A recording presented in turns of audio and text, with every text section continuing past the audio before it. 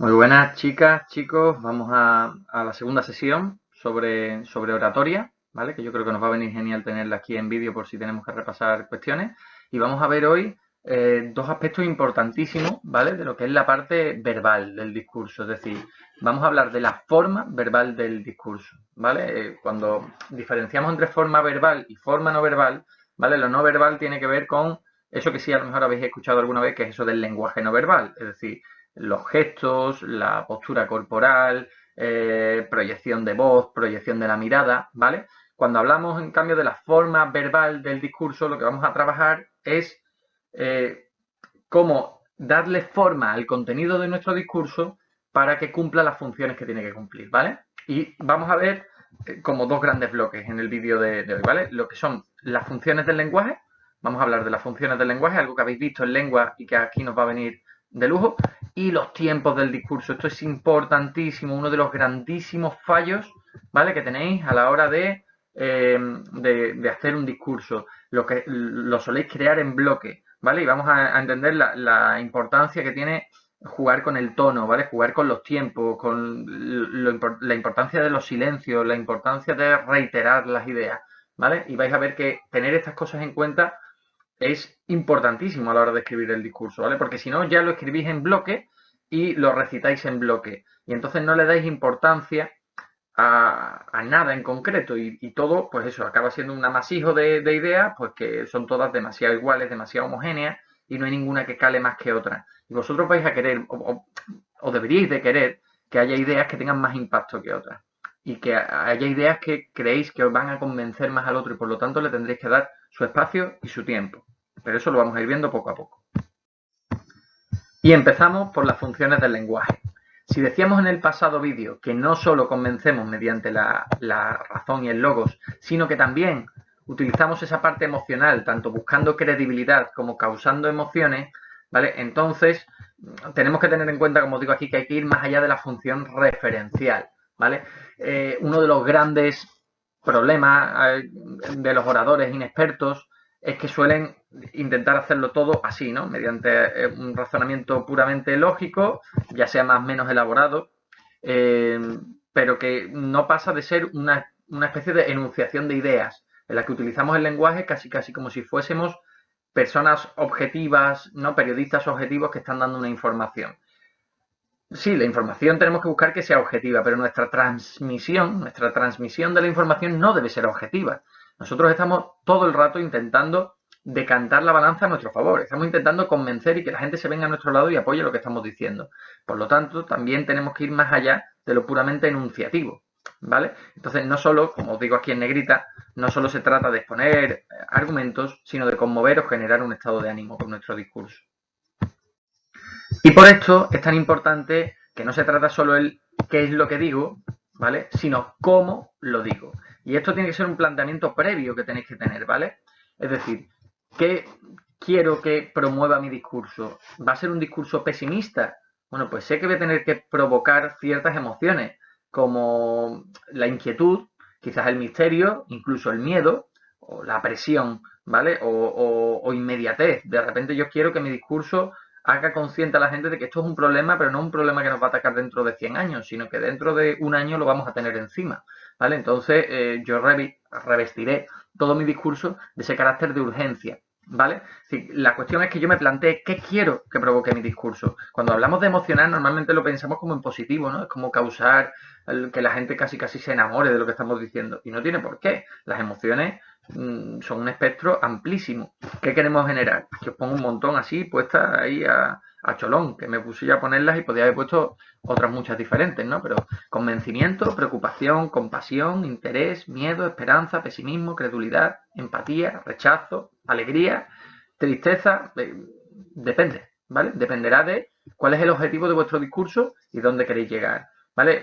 Esto tiene que ver también con eso que decíamos del pensamiento divergente. No pensemos solo de manera convergente y lógica, vamos a pensar también en esta otra dimensión y vamos a partir de planteárnoslo. ¿Qué es lo que quiero yo conseguir con mi discurso? ¿A qué estado emocional quiero llevar a mis oyentes? ¿vale? Y para esto, pues nada mejor que esa herramienta que veríais en lengua sin echarle demasiada cuenta, como la mayoría de las cosas que no nos echáis muchas cuentas a los profes, pero que ahora vemos su sentido. Este es el poder de las palabras, ¿vale? El poder de las palabras es que nos pueden transportar a mundos muy diferentes, ¿vale? Y entonces tengo que tener en cuenta, pues eso, las funciones del lenguaje, ¿vale? Ya os digo que la representativa o referencial es la que tenéis en cuenta, porque sabéis que vais a estar dando datos, sabéis que vais a estar informando y transmitiendo contenido. Esta la tenéis clara, pero estas otras se olvidan mucho.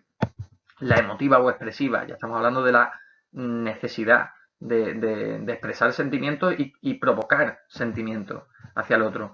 La fática o de contacto, ¿no? Es verdad que nosotros en el discurso o en un debate no podemos interactuar con el público. Es decir, tenemos que tener en cuenta que si el público accede a interactuar de alguna manera con nosotros, asintiéndonos con la cabeza, tiene que salir de manera espontánea de ellos. Pero nosotros no podemos esperar en nuestro discurso entablar un diálogo, ¿vale? Con el público. Pero sí que podemos hacer ese tipo de preguntas retóricas, ¿no? Las preguntas retóricas son las preguntas de las que uno no espera una respuesta, porque inmediatamente las va a contestar uno mismo o porque simplemente las quiere dejar en el aire, pero ya es una manera de tomar contacto y de interpelar al otro, que se llama, ¿no? O igualmente hacer alusiones, incluso señalar en un momento dado cuando estamos hablando de que yo no hablo de mí, sino de ti, de ti, de ti. Son maneras en las que conectamos con nuestro discurso con la gente, ¿vale? Entonces es importante también la conativa o apelativa, ¿vale? En la que buscas influir, aconsejar, ¿vale? La poética o estética, cuando buscamos y utilizamos metáforas, ¿no? Y utilizamos analogías para que el que está delante entienda lo que estoy diciendo. Y la metalingüística, que la utilizaremos muchísimo cuando lo que se trata es de que expliquemos los propios conceptos que estamos trabajando, ¿no? Y qué sentido tienen dentro del propio discurso, ¿vale? Aunque no lo haremos en forma puramente metalingüística como en lengua. En lengua lo que utilizamos es las palabras para hablar de las propias palabras, pero algo similar lo vamos a estar haciendo constantemente cuando aclaremos términos, ¿vale? Y esto es lo importante dentro de la forma verbal del discurso que quería que tuvieseis en cuenta, ¿vale? El otro aspecto verbal que vamos a ver en esta presentación sobre las formas es los tiempos del discurso, ¿vale? Y aquí habrá un momento en el que me grabe a mí mismo para ahora mismo, ¿no? En esta misma presentación, para que veáis un ejemplo concreto. Mirad, os decía al principio de esta presentación que tenéis una tendencia natural, ¿no? Los oradores inexpertos tienen una tendencia natural a crear un discurso que es un solo bloque, ¿no? Y entonces caemos en esto, ¿no? En creer que porque citemos algo una vez de pasada o lo leamos, no, ya está, ya es suficiente para que el que está delante se haya enterado y entienda la importancia que tiene esa idea. Y no es así. Me ha pasado infinidad de veces que los jurados en un torneo le han dicho a mi equipo de debate que no han dejado claro una idea o incluso que no lo han dicho y los debatientes muy indignados después me decían, es que sí lo hemos dicho, visto, tú sabes que esto lo traíamos en el discurso, tal lo dijo en su refutación. Y yo siempre les digo lo mismo. Si os lo han remarcado y si os lo han dicho es porque a ellos no les ha quedado claro. Y eso es lo importante. O sea, al final no se trata de que tú, esto no se trata de poner una marquita y decir, ya lo he dicho. No, se trata de que tú quieres que esas ideas calen. Entonces, si esa idea era importante y el otro, al otro no se le ha fijado en la cabeza después de haberte escuchado, es que tú no lo has hecho bien. ¿Vale? Entonces hay que mirar y intentar siempre mirarse uno al ombligo y dónde he fallado yo, no estar mirando al otro, ¿vale? Entonces, hay una serie de claves que son importantes tener en cuenta y que es bueno tener en cuenta para que nosotros hagamos esto bien, ¿vale? Las claves para fijar las ideas en nuestro discurso y tienen que ver con el tiempo en el discurso son la reiteración en el tiempo, ¿vale? Es decir, decir una misma idea varias veces, ¿vale? Tenéis un ejemplo buenísimo, ¿vale? Que os voy a pinchar ahora mismo en el discurso de Martin Luther King, uno de los discursos más bonitos, ¿no? Y más famosos de la historia de la humanidad. Este I have a dream, tengo un sueño. Os lo pongo un momentito para que lo veáis.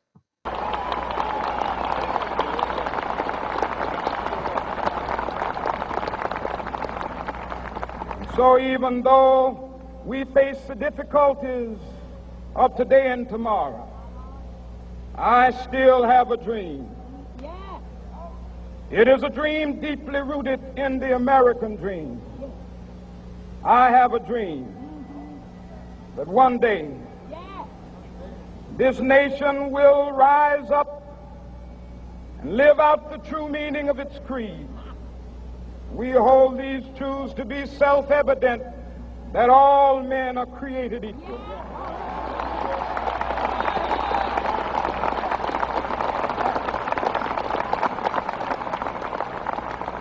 I have a dream that one day on the red hills of Georgia, the sons of former slaves and the sons of former slave owners will be able to sit down together at the table of brotherhood. I have a dream that one day,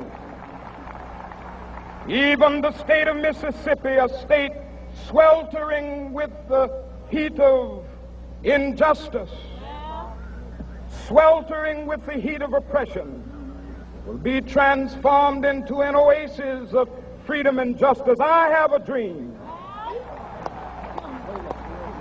that my 4 little children will one day live in a nation where they will not be judged by the color of their skin, but by the content of their character. I have a dream today. ¿Lo habéis visto? La reiteración constantemente. I have a dream, ¿no? Y ahora suelto de que tengo un sueño. I have a dream, tal, y vuelvo a soltar, a soltar, a soltar. Claro, el discurso al final se llama tengo un sueño. Y el discurso cala y la idea queda clara, ¿no? Tengo un sueño de que un mundo mejor es posible, que si hiciésemos todo esto las cosas estarían mejor, pero ahora mismo es un sueño. Tenemos que luchar porque se vuelva realidad, ¿no? La reiteración, ¿vale? Repetir aquello que queremos que cale y que marque. Las pausas y los silencios. Oh, otra de las batallas que tengo yo con los debatientes, ¿no? Sí, 4 minutos cuando preparáis bien un debate es poquísimo, lo sé. Pero hay que buscar la manera de intentar no correr, ¿vale? Y no intentar ir esos 4 minutos totalmente atropellados y hablando tan rápido que el que está delante no se entera de nada, ¿vale? Hay ideas que por momentos es bueno enmarcar y es bueno parar y hacer ese silencio, esa pausa. Por ejemplo, hemos hecho una pregunta retórica que queremos que la gente se quede pensando en ella. Pues no la digo y pum, y acto seguido sigo hablando, porque entonces no doy ese pequeñísimo espacio, ¿vale? Para de repente dirigir la mirada y que la gente vea que yo la estoy invitando a pensar, ¿vale? Si quiero remarcar una idea justamente en una reiteración, a lo mejor me interesa perder ese segundo, esos 2 segundos, que no van a ser más, en parar un momentito, ¿vale? Como cuando se hace un stop conduciendo, nada, un momento, el tiempo de parar y ahora retomo, ¿vale? Y por otro lado, no hay que tenerle miedo a señalar la importancia de forma explícita, ¿vale? Estas son las... Y ahora veréis el ejemplo, ¿no? Señalar la importancia es decirle directamente a la gente que esto que estoy diciendo ahora mismo es de vital importancia y que tienen que prestar mucha atención, ¿vale? Si solo combinamos con reiterar esa idea y con la pausa y el silencio, conseguimos un efecto fuerte, ¿vale? Con respecto a hacer que nuestras palabras tengan peso, ¿vale? Para el otro. Muy buenas. Os saludo ahora con la cámara porque creo que para esto es mejor que me veáis la cara, ¿vale? Aunque voy a tener que estar bajando la vista para leer, ¿no? lo que tengo aquí, pero os quiero poner un ejemplo de la importancia de darle a las ideas su espacio y su tiempo, ¿vale? Es decir, lo que en el discurso escrito, como digo ahí, puede ser un defecto, ¿no? La reiteración sin necesidad en lo oral es muy importante, porque daos cuenta que es muy diferente lo escrito que lo oral.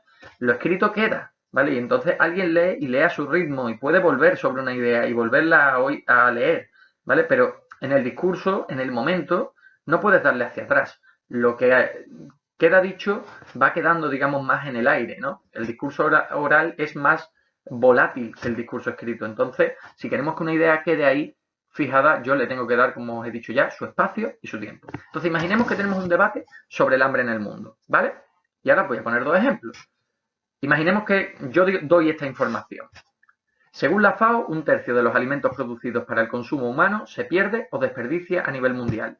Esta proporción equivale a aproximadamente 1.300 millones de toneladas de alimentos por año y bla, bla, bla, bla, bla, bla. Sigo mi discurso, ¿no? Si pongo aquí punto suspensivo es para indicar que el discurso seguiría hacia adelante, ¿vale? Ahora imaginemos que esta información es muy importante para mí. Es decir, sé que mi discurso es muy potente porque estoy hablando de que se desperdician 1.300 millones de toneladas de alimento por año. Es decir, me parece que eso es una burrada enorme. Vamos a decirlo para marcar la importancia de eso. Imaginaos que lo digo de la siguiente manera. ¿Saben ustedes cuántos alimentos producidos para el consumo humano se desperdician de un modo u otro según la FAO? Un tercio. Un tercio, que supone nada más y nada menos que 1.300 millones de toneladas de alimentos por año. Quiero que lo oigan bien. 1.300 millones de toneladas. En un mundo en el que casi 900 millones de personas pasan hambre, se desperdician 1.300 millones de toneladas de alimentos. ¿Qué sentido puede tener algo así? ¿O qué sentido puede tener que algo así ocurra? ¿Veis la diferencia? Sí, sé que a lo mejor estaréis pensando, ostras, pero es que decir esto me come mucho tiempo de mi discurso, mucho más tiempo que esto. Sí, pero pensad también, ¿qué va a ser más efectivo? ¿Qué va a calar más hondo? Incluso si yo más adelante en el discurso o algún compañero mío quiere recuperar esta idea de que hay 1.300 millones de toneladas de alimentos que se desperdician, porque nos parece algo tan irracional en el mundo que es imposible de justificar, pues vamos a conseguir que esa idea cale y que se acuerden de este dato. Si lo digo así, si lo digo como lo he dicho arriba y sigo mi discurso hacia adelante y doy muchos otros datos, ese dato se va a perder. Se va a perder en la maraña de información que yo he dado. Sí, a alguien lo puedo retener porque le haya llamado la atención, pero seguramente no al grueso de quien nos escuche, ¿vale? Y nos interesa que todo el mundo esto le quede claro. Entonces, si os fijáis, cuando he hecho esto de aquí abajo, he usado todos los recursos. Está la reiteración. ¿Cuántas veces cito los 1.300 millones? Aquí, aquí y aquí. Hasta 3 veces, ¿vale? Hay pausas, ¿vale? Y remarco la importancia. Quiero que lo oigan bien, incluso con esa pregunta retórica del final de qué sentido puede tener todo esto. Estoy remarcando la importancia que tiene esto que estoy diciendo. Y le estoy señalando al otro que me escuche bien, porque es muy importante esto que le estoy diciendo, ¿vale? He usado los 3 recursos y esto lo debéis tener muy en cuenta. Yo espero, de verdad, y deseo que cuando veáis este vídeo, y sobre todo esta parte, porque la otra no sé yo si la vais a aplicar tanto, pero esta creo que os puede dar mucho juego para decir, hey, esto que tenía yo pensado, lo tengo yo que reestructurar, o estas ideas que tenía, de todas estas voy a jerarquizar, voy a ver, jerarquizar, ¿no? A ver cuál le doy más importancia, cuál pongo por encima de otra, a cuál le voy a dedicar espacio, cuál quiero que se repita y quiero de alguna manera abrir mi discurso con esa idea hacia el centro, la voy a volver a soltar y hacia el final la vuelvo a recuperar. Y ¿qué pausas me voy a dar en el discurso? Venga, me voy a hacer anotaciones para cuando yo ejecute el discurso y lo ensaye, aquí voy a parar, aquí voy a hacer un silencio dramático, aquí voy a lo que sea, ¿vale? Pero ese punto de teatralidad lo tenemos que tener en cuenta ya incluso desde que lo escribimos, ¿vale? Es verdad que cuando un orador ya es más experto y el arte de la oratoria lo maneja más, pues no hace falta que lo tenga, digamos, tan pensado. Teniendo el discurso por delante ya es capaz de introducir estos elementos por sí mismo. Pero ahora mismo que estamos aprendiendo, anotaos todas estas cosas, ¿vale? Pensadlas de antemano, mirad muy bien dónde vais a marcar la importancia, dónde vais a repetir, dónde vais a hacer silencio, ¿vale? Detengo para desconectar la cámara. Y con todo esto me despido porque ya no es objeto de este vídeo que veamos el tema de la forma no verbal, ¿vale? Esto ya lo veremos en la siguiente sesión que dediquemos en vídeo, con la que ya acabamos esta parte de oratoria, que en solo 3 vídeos, bueno, pues os va a dar una batería de consejos, yo creo que bastante importante para trabajar, ¿no? Esa parte que también tenemos que trabajar, porque no es solo crear buenos argumentos, sino también saber expresarlos, ¿vale? Venga, pues nos vemos en la siguiente sesión. Chao, chao.